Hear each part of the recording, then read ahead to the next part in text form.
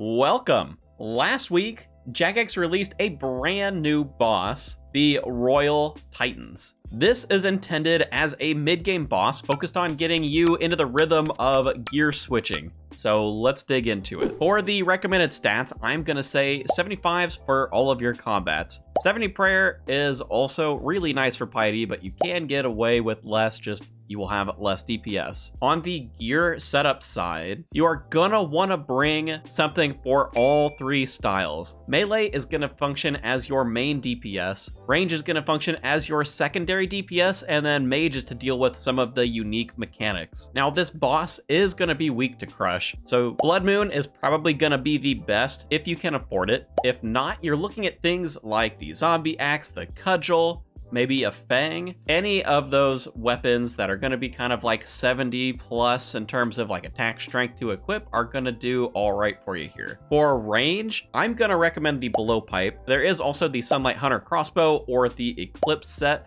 Depending on how many switches you want, you may want to try the Eclipse set just because it gives some strength bonus so you can have less switches for your melee. For mage, the only thing that you're worried about is the accuracy check. You have to get above 70 accuracy for later. We'll talk about the mechanics as we get into it, but just know if you do come in with less mage bonus than this, you are going to have a chance to splash on some of the mechanics. For the inventory setup, this is what I would take if I were learning, and this is what I would take if I were experienced at it. Experienced meaning you've got like 10 kills under your belt. I mean, after you've killed the boss a few times, you can start to work your way up towards that experienced inventory. The only real difference is the amount of food versus the amount of prayer that you're going to need. Of course, your switches are going to take up as much space as they're going to, and you're going to be bringing runes for fire and water spells. Now, on the recommended Runelite plugins, I like to use the True Tile Indicator plugin that shows where you're standing. Not necessarily the most crucial for this fight, but since you will be moving around from time to time, it can be helpful. The Inventory Tag plugin as well, this can help highlight the gear that you're switching, just making it a little bit easier to see what you need to click for what style. It can also help when your inventory starts to get a bit messy, or you start missing a few switches. Having those extra colors in there can really make the difference. There is also the Opponent Information plugin. This is just gonna let you see the boss's health bar at the top in big numbers, just makes it a little bit easier. Now for getting there, this boss is located in the Asgardian Ice Dungeon. The easiest way to access it is via the AIQ Fairy Ring and running north. I personally like to use the Fairy Ring in my house, but if you don't have that available to you, then I'd recommend either the Quest Cape teleport to the Legends Guild Fairy Ring or the Ardoin Cape tele and then running east to the Tower of Life Fairy Ring. Both of those are going to be good options. Once you are in the dungeon, if you have 60 agility, you can use this shortcut. Otherwise, run north and go west around the wall to reach the subscribe button? Wait, where's the boss entrance? Maybe if we click it. Okay, here we go. That's the boss entrance.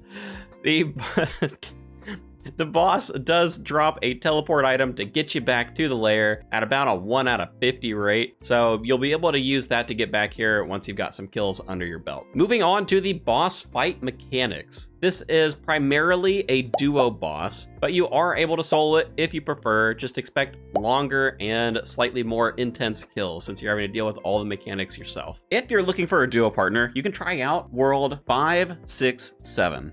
The fight has you pit against two bosses, Eldrick the Ice King and Branda the Fire Queen. You'll want to keep Protect from Melee on for much of the fight. To make it easier, I recommend just keeping it on the entire time, but more on that in a minute. The fight is broken up into two phases as well, so let's start with phase 1. If you're quick, you can get a melee hit on one of the bosses as they spawn. You'll then want to switch to range. Anytime the bosses are away from the center, you'll want to range. Anytime they're standing at the center, you'll want to melee. You'll know when they're coming back into melee range because they will say, "I will crush you." So that's how you're going to deal damage, but what about the bosses dealing damage to you? Well, they have 3 ways to hit you. They can spawn an elemental wall. If you are standing on the tile when it spawns, then you'll take damage.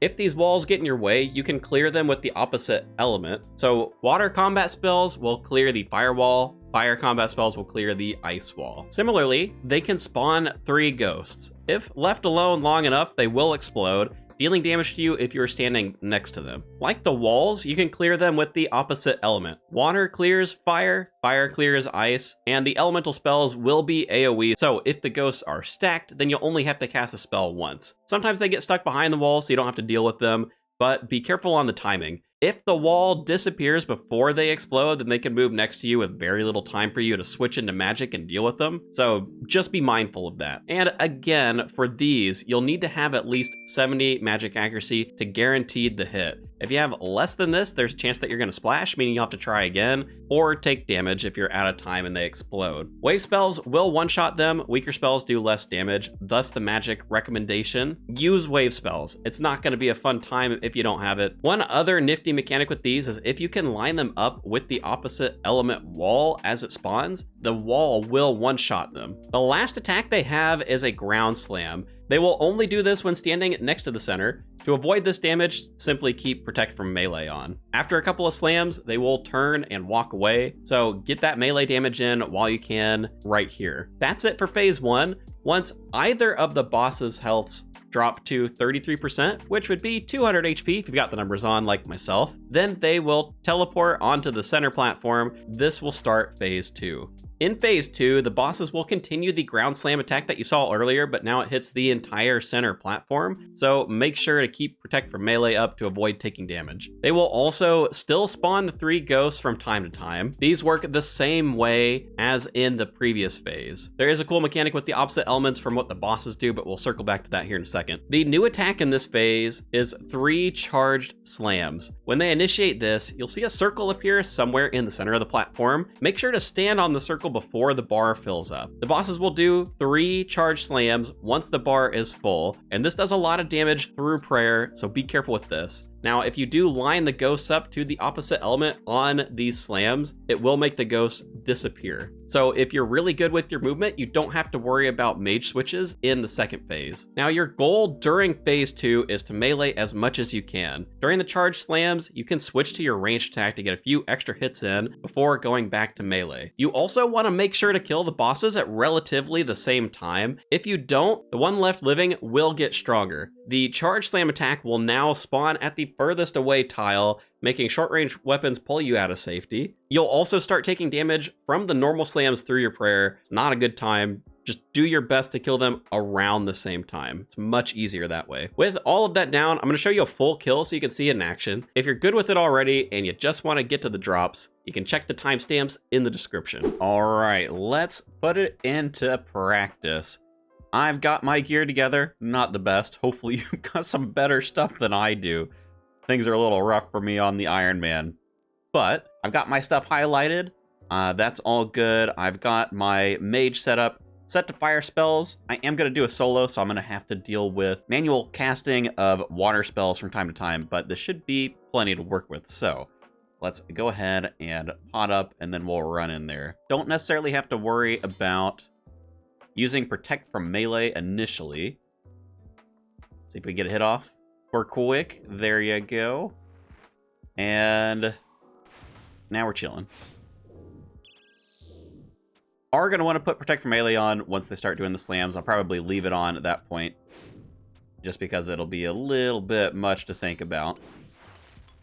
Switch into the melee gear, and then just... Really, we're just trying to smack on them as much as we can.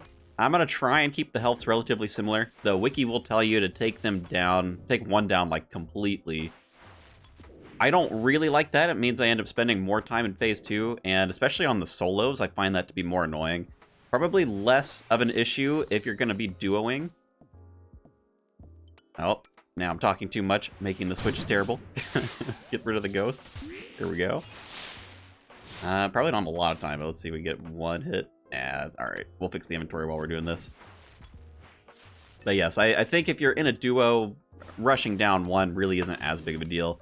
In a solo, it feels a little more annoying because in the second phase, I mean, they spawn about the same amount of ghosts, but the second phase feels a little bit faster, so I think the ghost spawns are a little bit more frequent in that regard.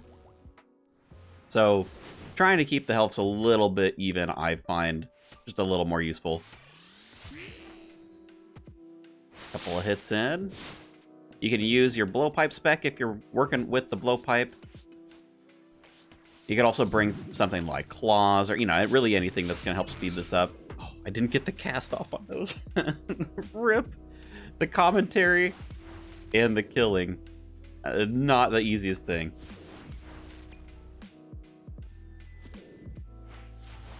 Hopefully this will give you at least enough of an idea of the mechanics, though. Really not that intense once you get kind of into the swing of things. It is a lot of clicking, a lot more than like some of the other bosses that you could go do, especially in the mid-game.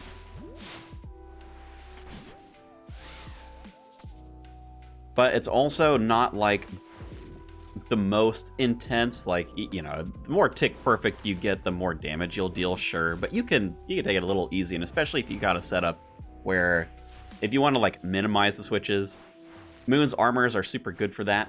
Blue Moon giving you melee strength, Eclipse as well giving melee strength, so you can kind of like, you can really minimize the switches if you do something like Blue Moon, because you just always keep the mage gear on, makes it a lot easier. And maybe just switch the weapon. But there is the start of phase 2. So now we definitely want to leave the melee prayer on the entire time. Get a couple of hits in there. And then, yeah, we're kind of just chilling. We're just meleeing as much as we can. I will clear the ghosts because I don't like to use up my food. And when they explode, they collectively do about 30 damage. Sometimes it's a bit less. But if you want those longer trips, you definitely want to take the ghosts out. And then just keep an eye on the health bar here. I'll probably stop here around 50, getting them both to about 50. You can kind of play around with what works well for your weapons. Maybe if you got something that has a bit of a lower max hit than the zombie axe, then you probably get them a little bit lower, but for me, should be fine. So it's just back and forth. Melee them. Occasionally these ghosts pop up. Getting rid of them. They do the little charge attacks. Try to get as many hits as I can in before I run out there. Switch to ranged. Get a few hits in there. Switch back to melee and just keep at it. Oh man, the one thing that really feels bad about the zombie axe. When you miss, when you get that 0. Oh, it's such a slow attack speed, but at least when it does hit, it does a lot of damage there. You want to reduce the intensity as well. You can just sit on those charge circles. You don't have to change into range. And also, I mean, if you've got something like... Oh, man, didn't get a good enough hit. Well, these are going to die on the charge here. You know what? That one's... Well, let's get Brandon down. But if you've got yourself, like... Especially if you got, like, a halberd, it works a little better in the first phase.